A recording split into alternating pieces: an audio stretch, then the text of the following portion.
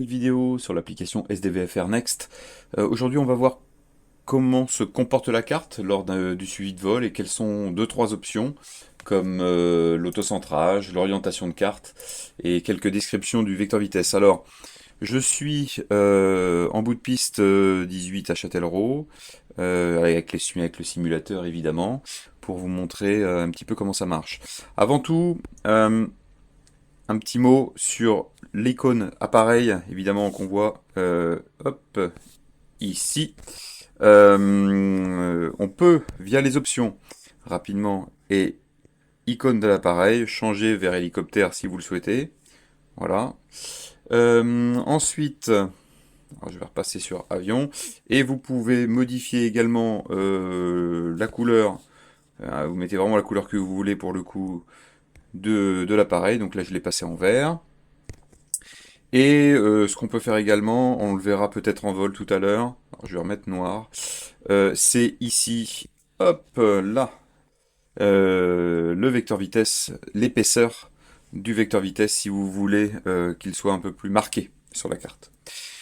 Voilà, donc ça c'est pour les options de personnalisation. Ce qu'on va faire, c'est qu'on va hop, décoller rapidement pour voir comment ça se passe. Alors, une fois qu'on prend de la vitesse avec l'appareil, on voit évidemment les bulles de temps.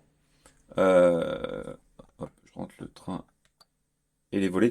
On voit les bulles de temps donc, qui indiquent où on sera dans 2, 3 minutes, 5 minutes, 10 minutes, etc. Donc ça c'est le vecteur vitesse classique qu'on connaît depuis longtemps sur SDVFR. Voilà, je vais me stabiliser un petit peu, tranquillement, histoire que ça avance. Voilà. On va faire un petit virage à gauche pour prendre notre route. Voilà. Donc ça, c'est le vecteur vitesse. Ensuite, dans le panneau latéral, vous avez le mode autocentrage qui va en fonction donc de l'avancée de votre appareil, hop, qui va vous déplacer. Alors je vais zoomer un peu pour que la carte se déplace. Qui, en fonction donc de l'avancée de votre appareil, va suivre votre appareil, etc. En fonction donc de où on se trouve, si j'effectue un virage plus marqué à gauche, la carte aussi s'auto-centre de manière un peu intelligente, c'est-à-dire pour vous mettre devant vous le plus de cartes possible. Donc c'est pour ça que par exemple, je tourne, mon appareil va s'auto-centrer un peu plus vers en bas à gauche de l'écran, de manière à ce qu'on voit vraiment de la carte devant. Voilà, ça c'est voulu. L'avion n'est pas forcément au centre, pile au centre. C'est un petit peu plus intelligent. Donc je vais repasser un petit peu à droite et dézoomer. Voilà. Vous voyez évidemment derrière l'appareil une trace jaune, c'est la trace temps réel de l'appareil. On fera une vidéo dédiée sur ce point-là particulier. Voilà, donc ça c'est pour l'autocentrage. Je peux également, via le bouton latéral, activer l'orientation de carte. Hop, je vais essayer de me remettre bien droit. Voilà.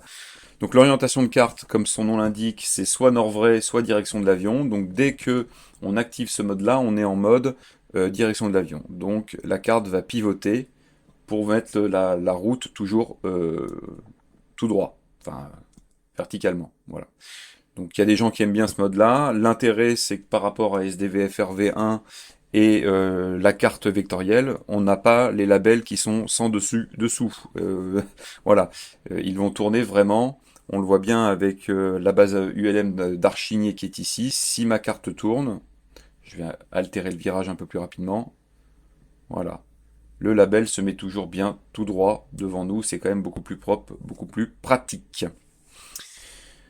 Voilà pour l'orientation de carte. Euh,